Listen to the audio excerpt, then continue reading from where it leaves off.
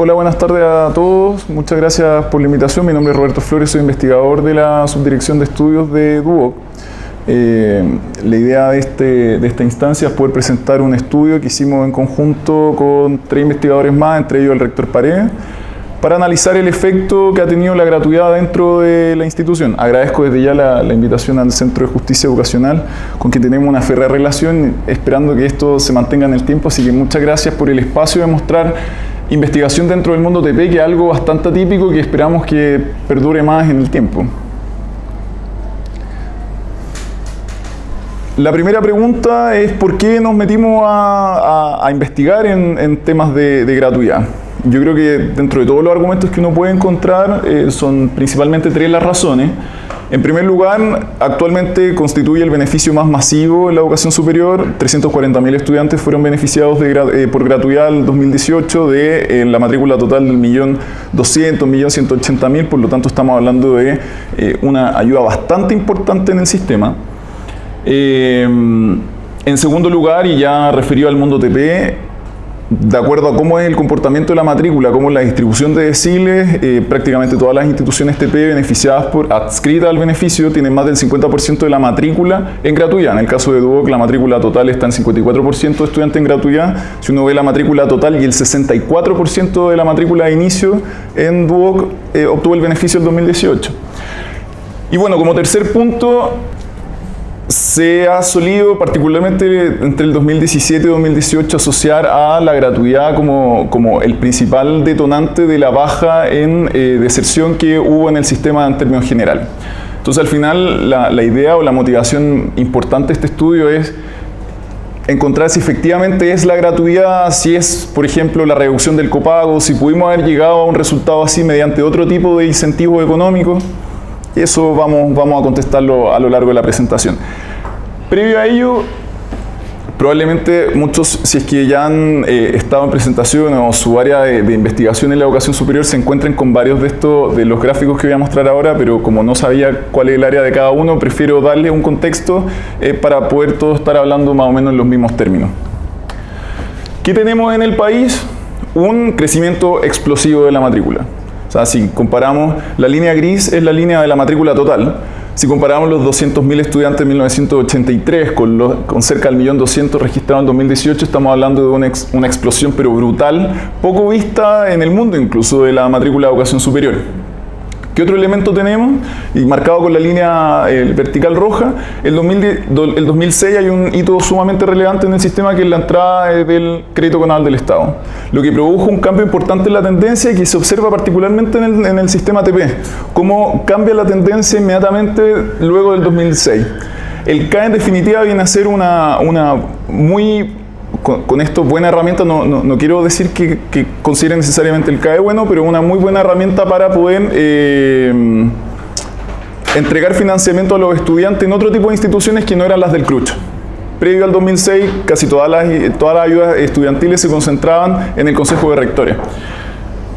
Otra mirada en este contexto es la evolución de la matrícula de primer año, que evidentemente tiene tendencias parecidas a la matrícula total, pero probablemente el punto más importante de la matrícula de primer año es cómo el 2010 se produce este cambio y la matrícula técnica profesional de primer año pasa a ser la mayoritaria versus el mundo profesional, versus el mundo universitario. Otro punto relevante que se puede desprender de ambos gráficos es cómo la matrícula en los últimos 4 o 5 años se ha ido estabilizando más. Si uno observa proyecciones de alumnos de la Dirección de Presupuesto, del mismo Ministerio, una proyección que me tocó trabajar a mí hace un par de años atrás, esta proyección no debiera superar, va a pulular entre los 350.000 alumnos y los 400.000 alumnos en unas décadas. Entonces no va a haber una configuración tan importante del total. Donde sí va a haber mucho, o eventualmente puede haber mucho cambio, es cómo se distribuye ese total. Y ahí yo creo que es una pregunta bien interesante que hay que seguir analizando. Va a seguir esta tendencia de los TP sobre lo universitario, con los estímulos puestos por la Ley de Educación Superior, cuando se vayan eliminando las instituciones de muy baja acreditación. ¿Qué es lo que va a ocurrir ahí? ¿Para dónde se van a ir los estudiantes de acuerdo al escenario actual de gratuidad? ¿Cuáles van a ser las instituciones favorecidas por esa distribución? Yo creo que la pregunta, más que en el total, que tiende a haber consenso en que se va a mantener de acuerdo al comportamiento demográfico, al comportamiento de los estudiantes, ver qué tipo de instituciones los estudiantes van a seguir prefiriendo para primer año. Ya metiéndose un poco en la discusión de gratuidad, pero no entrando de lleno, es importante tener un panorama general de cuál era el escenario antes de la entrada en vigencia en gratuidad, el 2015. Acá se resumen las ayudas más relevantes. El set de ayudas estudiantiles es mucho más grande, pero estas cinco becas o créditos, ahí está mal la tabla, becas o créditos, en el fondo resumen las ayudas más cuantiosas y más masivas en el sistema universitario y en el sistema ATP. La beca Bicentenario completamente para el mundo universitario, el Fondo Solidario completamente para el mundo universitario, la Gómez Milla aplicando para los dos, pero en definitiva la Gómez Milla como entrega criterio PSU también se concentra en un porcentaje mayoritario en el mundo universitario. Entonces tenemos que para el mundo TP, previo a la entrada de gratuidad, tenemos dos grandes ayudas, que es la beca Nuevo Milenio, que entrega un monto fijo de 600.000 pesos, entregado a un monto fijo de 600.000 pesos, ahora es bastante más alto, y el crédito con aval del Estado, que también financia el sistema ATP. Por otro lado, si ustedes ven la cobertura, la beca Bicentenario financiada, por ejemplo, el arancel de referencia, el Fondo Solidario también, el crédito con aval del Estado también. ¿Qué es este arancel de referencia? Que va a ser bien importante en este estudio. El arancel de referencia viene a ser el monto máximo financiable por el Estado. Usualmente el arancel, vía crédito o vía beca. Usualmente, yo diría en el 99,9% de los casos, no me ha tocado ver una excepción, el arancel de referencia es menor al arancel real o al precio de lista. Que el precio de lista viene a ser el arancel que fijan las instituciones. Entonces, por ejemplo, Duoc en ingeniería en mantenimiento electromecánico, ¿no? Por poner un ejemplo, va a tener un arancel real de 2 millones, por ejemplo, va a tener un arancel de referencia probablemente más bajo, por ejemplo, 1,5 millones. Entonces, cualquier tipo de ayuda va a financiar solo hasta ese 1,5 millones. Esos 500.000 pesos, el estudiante debía financiarlo previo a la entrada de gratuidad, vía, por ejemplo, otro tipo de ayuda, complementando con otra beca, con otro crédito, con un crédito particular, o directamente de su bolsillo aportando mes a mes como una mensualidad. ¿Por qué van a ser relevantes estos dos conceptos? Porque en definitiva lo que hace la gratuidad es decir, estas diferencias ya no son relevantes. Aunque el arancel de referencia y el precio de lista tengan diferencia, me da lo mismo como alumno. En el fondo la gratuidad lo que hace es que ese copago que debía enfrentar previo a la entrada de gratuidad se reduce a cero. Y ya para el estudiante no es significativa la diferencia entre arancel de referencia y precio de lista, o arancel real. Le pusimos precio de lista para que no fuera la misma abreviación, pero generalmente se conoce como arancel real. Breve contexto acerca de la aplicación de la gratuidad. El 2016 entra en vigencia solamente para universidades. El mundo TP estaba inicialmente considerado, pero por temas de Tribunal Constitucional se baja el sistema TP o las instituciones TP en último minuto. La exigencia era contar con 4 más años de acreditación, y ahí hay un asterisco porque ahí hay una excepción para las universidades estatales. Que en el caso del 2016 existían 3 universidades que estaban con 3 años de acreditación, favoreciendo a los 5 primeros deciles, y tenemos como resultado a cerca de 140.000 alumnos beneficiados en el primer año de aplicación. El 2017, como gran cambio, es la inclusión del sistema ATP, entrando a instituciones que respondieran a los mismos criterios, con el punto de que debían ser instituciones sin fin de lucro, o que hubiesen firmado o que estuvieran ya en proceso de transformación a sin fin de lucro. Ello aumenta casi el doble el número de beneficiados a 157.000. Y el 2018, como gran cambio, si se dan cuenta, todos los años ha habido algún cambio bien relevante. El 2018 aumenta el número de deciles, de 5 a 6. Por lo tanto, aumenta de 250.000, 260.000 a 340.000. 2016, 2017 y 2018, la gratuidad se asignó vía glosa presupuestaria. El 2019, ya con la publicación de la Ley de Educación Superior, la Ley 21.091, la gratuidad ya se entrega por concepto, o sea, está contenida en una ley en el fondo. La metodología de cálculo se mantuvo, es probable, no tenemos datos todavía que el número de beneficiados no haya cambiado mucho, pero claro, ya es vía ley y no vía glosa presupuestaria.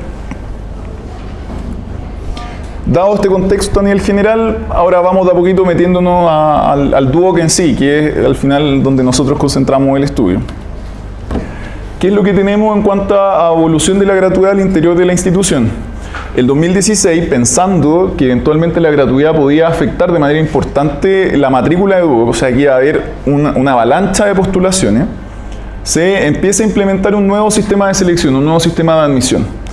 ¿En qué constó inicialmente el 2016? En ordenar. Hasta antes, todas las postulaciones se hacían en la sede. Por orden de llegada yo presento mis papeles y en la sede me aceptan o no me aceptan, prácticamente como un colegio en el fondo. Iba colegio por colegio, bueno, el colegio ya no aplica, pero ¿cómo era el sistema?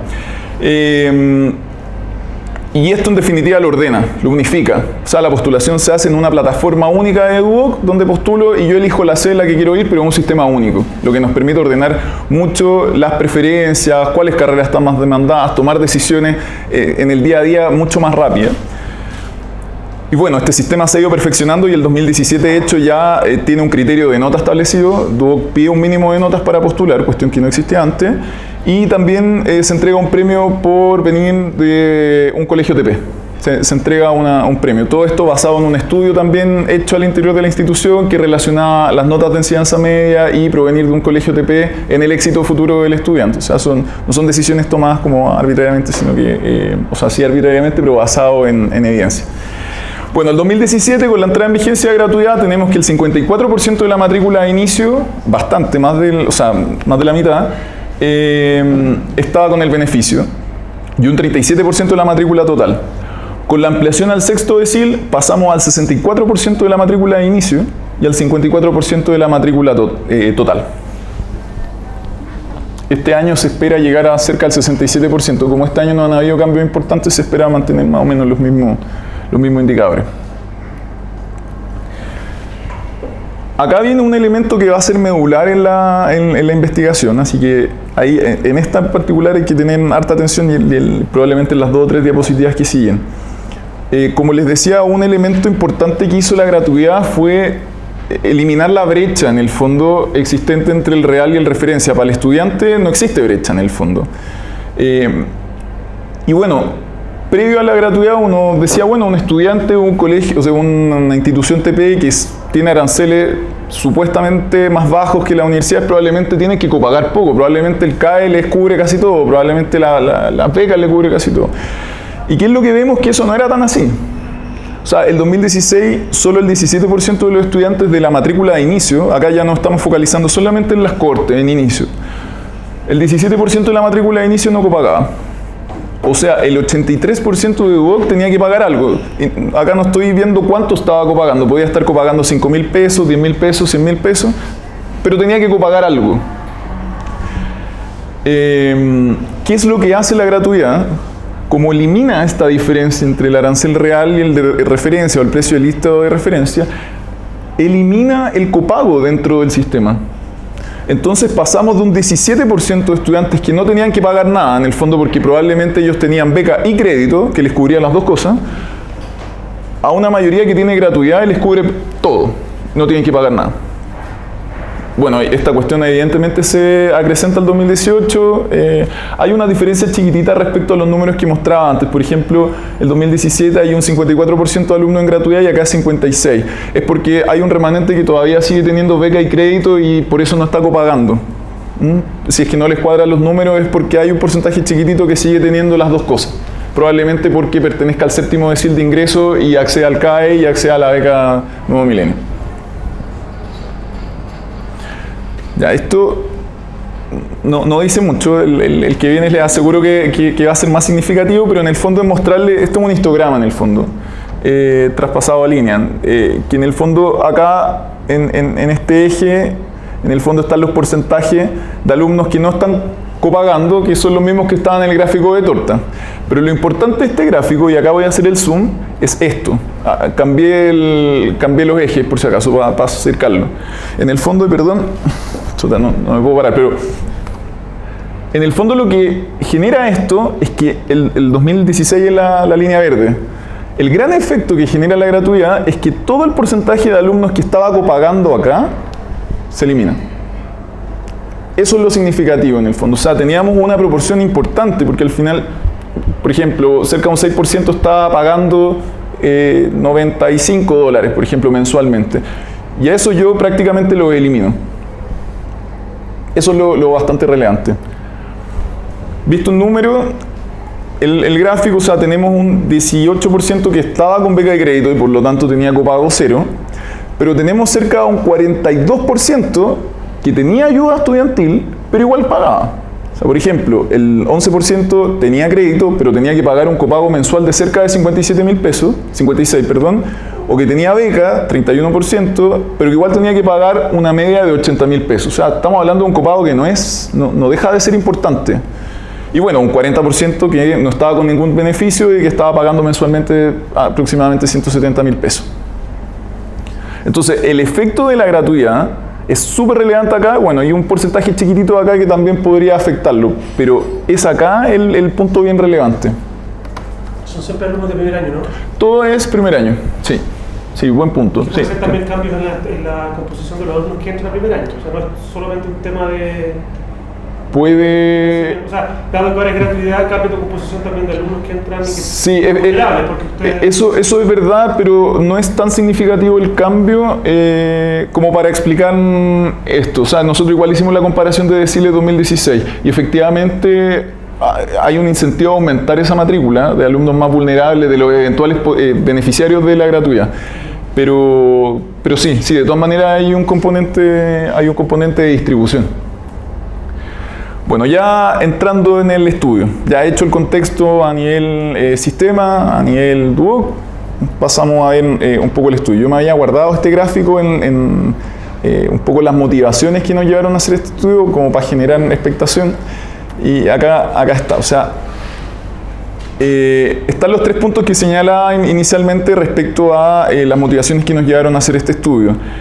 Pero había otro elemento sumamente relevante, que es que precisamente nosotros vimos que en términos medios la deserción cayó abruptamente con la entrada en vigencia de la gratuidad en Duoc.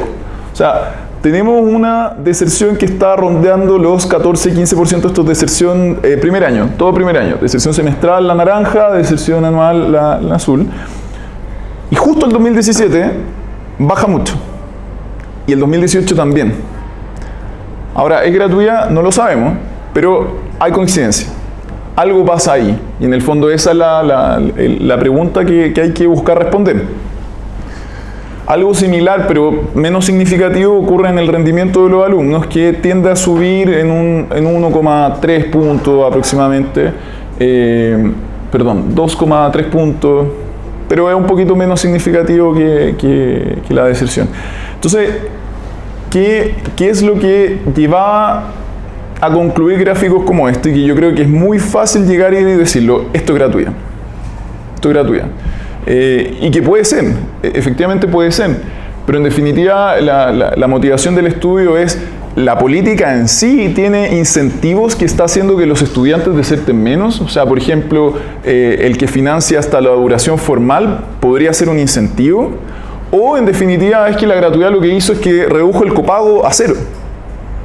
Y pudimos haber alcanzado ese objetivo con una beca que se llamara, no sé, Michelle Bachelet, Sebastián Piñera, no tengo idea, pero que no se llamara gratuidad. Entonces, en el fondo, es encontrar si el instrumento en sí tiene elementos particulares que están haciendo esa baja, o en definitiva una política de financiamiento y pasarle lucas a los alumnos y bajar el copago de ellos a cero, en definitiva. Bueno, respecto hay muchos estudios, a la literatura hay muchos estudios que relacionan el concepto de retención o disminución de deserción con la entrega de ayudas estudiantiles. Probablemente la mayoría revisada tiene esta relación de que el financiamiento beneficia la retención. Probablemente la línea más mayoritaria en términos internacionales, a nivel nacional, y puse los ejemplos de Barrio, Meneses y Paredes, o Santelice y otros, concluyen esto. Ahora bien, efectivamente hay otros estudios que no encuentran efectos significativos, y también los estudian. Respecto al rendimiento académico, a diferencia de la retención, es mucho menos contundente la literatura que hay. Hay algunos que dicen que mejora, otros que no hay información que es sustantiva, otros que incluso la empeora. Pero bueno, la revisamos igual. ¿De qué forma nos aproximamos a este problema? ¿Cómo vamos resolviendo un poco o nos intentamos aproximar a las respuestas de esta pregunta? Si la gratuidad efectivamente es la razón que está explicando el cambio en estas variables. Bueno, en primer lugar, evidentemente, analizamos las variables de deserción y rendimiento académico. Consideramos a los estudiantes de inicio y solo de inicio, en eso focalizamos solamente en estudiantes de primer año, de la cohorte 2017 y 2018. En la cohorte 2017 estamos hablando de estudiantes de los 5 primeros deciles y en la cohorte 2018 de los 6 primeros deciles. ¿Y qué es lo que hacemos para comparar? Vamos al grupo 2016, vamos a la cohorte 2016 y agarramos al grupo de estudiantes que eventualmente hubiesen sido beneficiarios de gratuidad en caso de que el beneficio hubiese estado vigente el 2017-2018. Entonces, por ejemplo, el 2017 comparamos con los primeros 5 primeros deciles 2016. Los alumnos de gratuidad 2018 los comparamos con los primeros 6 primeros deciles de la cohorte 2016. ¿Qué es lo que encontramos a nivel medio? Esto, nada de modelo, esto es puro descriptivo. Aumenta la participación femenina. Hay algunos que son rangos porque es como es comparación 2017-2016, 2018-2016, hay veces que el porcentaje puede variar. Pero aumenta la participación femenina, disminuye la matrícula vespertina. Ahí uno podría hipotetizar, solo hipotetizar porque no lo corroboramos, que efectivamente la gratuidad podría estar alimentando a estudiantes que trabajan para pagarse los estudios a dedicarse solamente a estudiar y no tener que estar trabajando para costearlo. Eso es una hipótesis, no está testeado acá, pero es una hipótesis bien relevante como dejarlo que quede claro en el fondo. Aumenta la participación de colegios TP, también se puede hipotetizar que es gratuidad, también se puede hipotetizar que en el fondo es parte del polinomio ocupado por tu boca ahora la selección donde se entrega más estímulo a la proveniencia TP. Los años promedios de escolaridad de la madre disminuyen, o sea, en cuanto a capital sociocultural bajamos un poquito.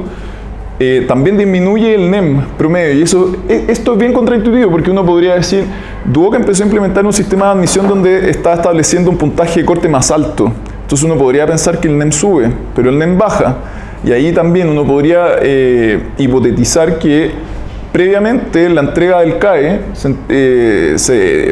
dentro de los requisitos del CAE está tener 5.3 para el mundo TP.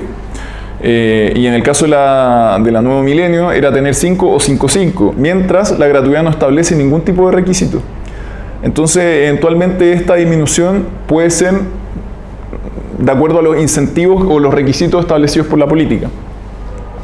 Y finalmente, el aumento del tiempo desde que los matriculados egresaron de cuarto medio. O sea, tenemos estudiantes más longeos. Cuestión que también de buena primera uno podría eventualmente relacionar con la gratuidad, dado que estimula a estudiantes que no estudiaron post-colegio a estudiar gratis. De nuevo, esto es medias, o sea, no estamos corroborando nada acá, estamos haciendo solo descripción de los datos que tenemos, para que no relacionemos inmediatamente estos cambios a la gratuidad. ¿Cuántos alumnos estamos hablando en cada grupo? ¿O viene acá, sí. Ahora, de nuevo, análisis de medias, nuevo modelo, tomando a los dos grupos, o sea, al grupo 2017 y al grupo 2000... bueno, respecto a tu pregunta, aprovecho... Era ese 1% de descuento, o sea, estamos claro, en un efecto importante. Claro. 2.000 cabros. Sí. Hay un punto importante que la gratuidad, una de las cosas que alimentó fue que los estudiantes de hecho postularan al FUAS, que es otro elemento bien relevante, o sea, está el estímulo a postular a las ayudas. Entonces, eso también puede estar explicando las diferencias, por ejemplo, entre 16.000 y 12.000. No es que necesariamente hayan habido menos estudiantes en los deciles más bajos el 2016, sino que son estudiantes que tuvieron el beneficio porque postularon al FUAS y los tenemos registrados en el sistema. Al hacer la comparación de medias, ¿qué es lo que vemos? Efectivamente, a nivel medio, los estudiantes en gratuidad desertan menos que el grupo de comparación de los mismos deciles. Lo mismo en la comparación 2018, también vemos que desertan menos. Entonces, esto se alinea un poquito con los gráficos que veíamos que de repente abruptamente desciende, ¿cierto? En cuanto a asignaturas del primer semestre, el porcentaje de aprobación de asignatura, no hay diferencia significativa entre los dos grupos. Pero ¿qué pasa cuando comparamos a alumnos más parecidos aún? O sea, ¿qué pasa cuando los estudiantes del 2016 los limitamos a aquellos estudiantes que no pagaban, que no copagaban? Se da algo diferente. A los estudiantes de los deciles potenciales beneficiarios del 2016, al no copagar, les iba en promedio mejor en cuanto a deserción y mejor en cuanto a desempeño académico. Lo mismo con el 2018. ¿Qué es lo que eventualmente nos está diciendo esto? No hemos resuelto ningún modelo, no estamos aislando ni un efecto, pero así como intuición, que eventualmente el copago sí juega un elemento importante al momento de mirar las variables de retención y mirar las variables de aprobación de asignatura. O sea, al limitar la muestra a aquellos que no están copagando, vemos que hay un cambio sumamente relevante en los indicadores. Ahora el tema es, intentemos aislarlo. Y eso es lo que hacemos ahora con el modelo que les voy a presentar. Trabajamos con un modelo de regresión logístico, en el caso de la deserción, como es 0,1 y 1 lineal, en el caso de la aprobación de asignatura, dado que es una variable continua.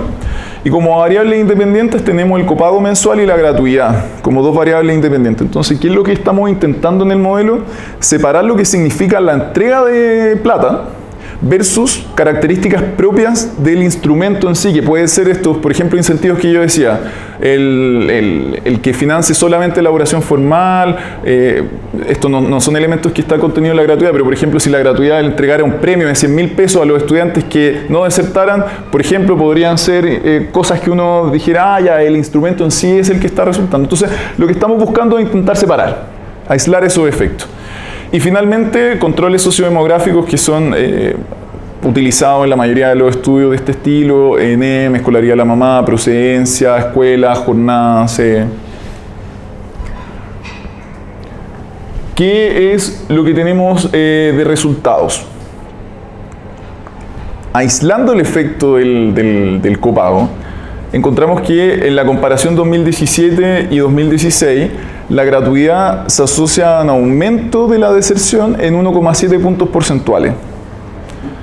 Entonces, ¿qué es lo que tenemos? Que antes vemos que la masa de estudiantes baja la deserción, pero el componente asociado plenamente a gratuidad y solo a gratuidad, omitiendo todo lo demás, hace que aumente un poquito esa deserción. Lo que, bueno, es bien llamativo. Y a una disminución de la aprobación de asignaturas en 3%. En la comparación 2018 vemos que nos da un efecto contrario, pero con menos significancia estadística.